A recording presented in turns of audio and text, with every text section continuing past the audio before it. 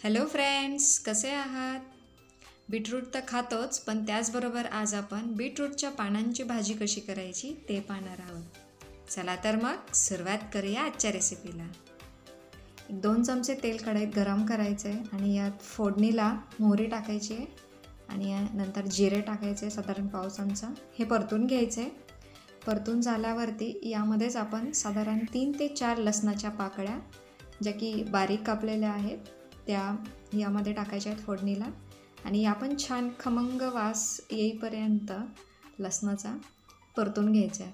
आणि याचबरोबर मी साधारण 2 ते 3 सुक्या मिरच्या घेतल्यात, हिरव्या मिरच्या, आणि त्याचबरोबर कढीपत्त्याची पानं काही, हे पण परतून घ्यायचं आहे.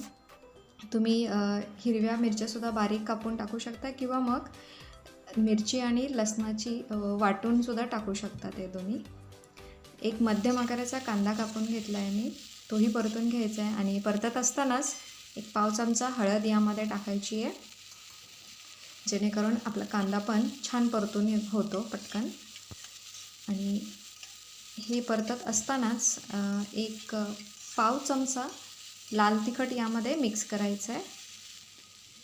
तुम्हाला आणखी जास्त तिखट हवं असेल तर जास्त लाल तिखट वापरू शकता, पण मी इथे पाव चमचाच लाल तिखट वापरते. कमी तिखट करते साधारणतः, लहान मुलं खातील अशाप्रमाणे, आणि खूप छान टेस्ट येते यामुळे.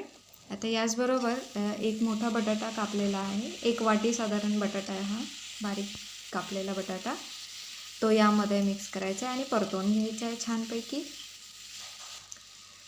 यामध्ये आता आपण साधारण एक मोठा बाऊल, म्हणजे पानं आहेत ही बीटरूटची कापलेली, त्याचबरोबर देठही आहेत, ती टाकली आहेत, आणि चवीनुसार मीठ टाकायचं आहे आणि हे छान परतून घेणार आहोत. शिजल्यानंतर हे बटाटे खूप छान लागतात टेस्टला या भाजीमधले. नक्की ट्राय करा ही रेसिपी आणि मला कमेंटमध्ये नक्की सांगा कशी वाटली ही रेसिपी. हे परतून घेतलं आहे.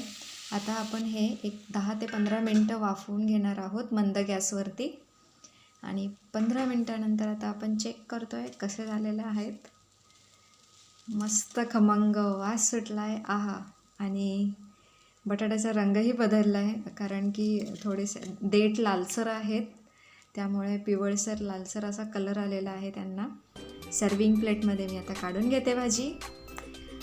आता मी ही टेस्ट तर करणार आहे. तुम्हाला ही रेसिपी कशी वाटली ते नक्की सांगा कमेंटमध्ये, आणि अर्थातच आवडल्यास लाईक, शेअर आणि सबस्क्राईब नक्की करा. तोपर्यंत बाय बाय.